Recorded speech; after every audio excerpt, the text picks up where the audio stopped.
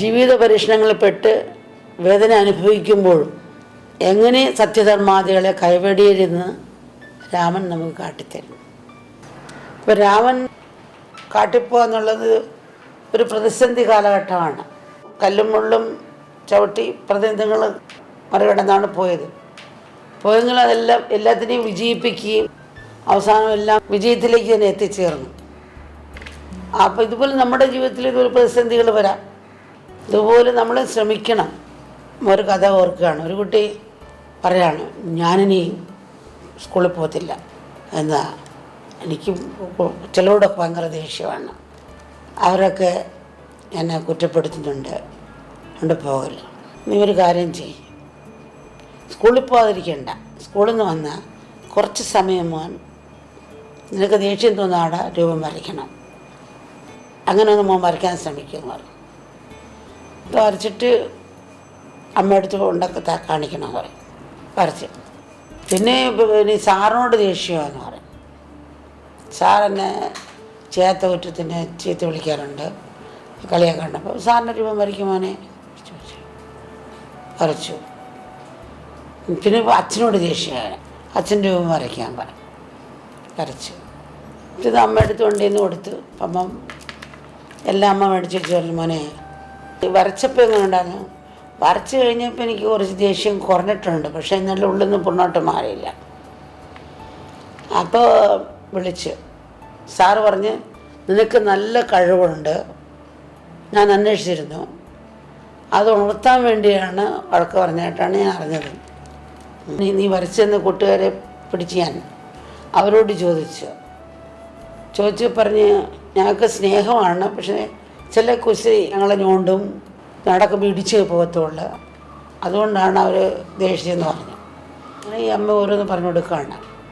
എന്നിട്ട് ചിത്രവും കൊണ്ട് ചെന്ന് പിറ്റേ സ്കൂളിൽ കൊണ്ട് അമ്മ കാണിച്ച്, പടം കൊണ്ടിരുന്ന അമ്മ കൂട്ടുകാരെ എല്ലാം കാണിച്ചു കൊടുത്ത്, സാറിനെയും കാണിച്ചു കൊടുത്ത്, അച്ഛനെയും കാണിച്ചു കൊടുത്ത്, നിങ്ങളുടെയൊക്കെ രൂപം എൻ്റെ മോൻ വരച്ചിട്ടുണ്ടെന്ന് കണ്ടപ്പോൾ കുട്ടികളെല്ലാം ഭയങ്കര സന്തോഷമായി. ഇവരിൽ നിന്ന് ഒത്തിരി പെണ്ണ് കിട്ടിയ കുട്ടികളായിരുന്നു. ഇപ്പം സ്കൂളിലോട്ട് ചെയ്തപ്പോൾ കുട്ടികളെല്ലാം ഓടുമെന്ന് കെട്ടിപ്പിടിക്കുക ടീച്ചർ, കാരണം അവരുടെ രൂപം വരച്ചിരിക്കുകയല്ലേ. ഭയങ്കര സന്തോഷമായി. എല്ലാ സാറും വളരെ സ്നേഹമായി. പക്ഷെ അപ്പം കണ്ണു തെള്ളി നിന്നു. അങ്ങനെ പിന്നെ ഭയങ്കര സന്തോഷമായി. അപ്പം അമ്മ മോനോട് ദേഷ്യം ഉണ്ടായ സമയത്ത് സ്നേഹത്തോട് സംസാരിക്കാനും പെരുമാറാനും വന്നപ്പോൾ അവൻ്റെ ഉള്ളിൽ ദേഷ്യം മാറി, അത് സ്നേഹമായി മാറുകയും ചെയ്തു. അമ്മ പറഞ്ഞു കൊടുത്ത് തന്നെ തെറ്റ് കാണാനും തിരുത്താനും കഴിഞ്ഞു. അവസാനം മറ്റവരെല്ലാം ഫ്രണ്ട്സുമായി. അപ്പോൾ നമ്മൾ തന്നെയാണ് നമ്മൾ ശത്രുക്കളെ സൃഷ്ടിക്കുന്നതും നമ്മുടെ മനസ്സിനെ ബന്ധത്തിൽ സൃഷ്ടിക്കുന്നു. മനസ്സാണ് ഇത് രണ്ടും കാണണം. അല്പസമയം ക്ഷമിച്ച നമ്മളെ കാണാനുള്ള കണ്ണാടിയാണ് ഇവരെല്ലാം. അപ്പോൾ ആ ഒരു ഭാവത്തേക്കാണ് നമ്മൾ പോകേണ്ടത്. ഇതുപോലെ ഓരോ പ്രതിസന്ധികളുണ്ടാകുമ്പോഴും നമ്മൾ എങ്ങനെ മുന്നോട്ട് പോകണമെന്നാണ് ഓരോ പാഠങ്ങൾ നമ്മളിൽ നിന്നൊക്കെ എടുക്കേണ്ടത്. ധർമ്മത്തിൻ്റെ മൂർത്തി, മര്യാദ പുരുഷോത്തമൻ എന്നൊക്കെയാണ് രാമനെ അറിയപ്പെടുന്നത്. ഒരു ഉത്തമ ഭരണാധികാരിക്ക് ഭരണം ഒരു തപസ്സാണ്, ഈശ്വരപൂജയാണ്, നാടിനോടുള്ള ആത്മസമർപ്പണമാണ്. രാമൻ്റെ ഭരണവും അങ്ങനെ ആയിരുന്നു എന്ന് പറയാം. ഏറ്റവും ഉത്തമമായ ഭരണത്തിൻ്റെ പര്യായമായി തീർന്നു രാമരാജ്യം എന്നത്.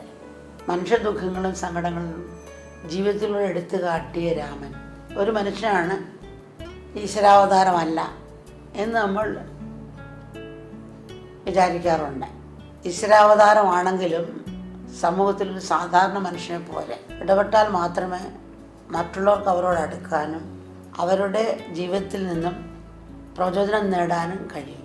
മനുഷ്യൻ ഈശ്വരപദത്തിലേക്ക് എങ്ങനെ ഉയരണമെന്ന് കാട്ടിത്താഴം തന്നെയാണ് ഈശ്വരൻ മനുഷ്യനെ അവതരിക്കുന്നത്. മനുഷ്യനായി അവതരിക്കുമ്പോൾ മനുഷ്യമായ പരിമിതികൾ ഈശ്വരൻ പ്രകടമാക്കും. ഒരു ജീവാത്മാവ് എങ്ങനെ പൂർണ്ണതയിലേക്ക് ഉയരണമെന്ന് പരമാത്മാവ് തന്നെ കാട്ടിത്തരുന്നതാണ് രാമായണം.